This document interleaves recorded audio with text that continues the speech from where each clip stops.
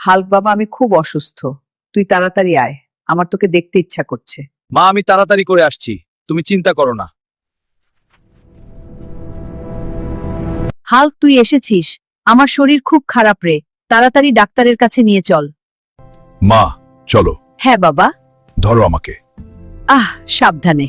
হ্যাঁ মা, তোমার কিছু হবে না, আমি তোমার পাশে আছি। সিয়ার বর্ডারে শত্রুরা হামলা করেছে, আপনি তাড়াতাড়ি আসেন। ঠিক আছে, আমি আসছি। আজ সবাইকে শেষ করে দিব। তোরা আমার দেশে হামলা করেছিস, তোদের কেউ বেঁচে ফিরতে পারবে না।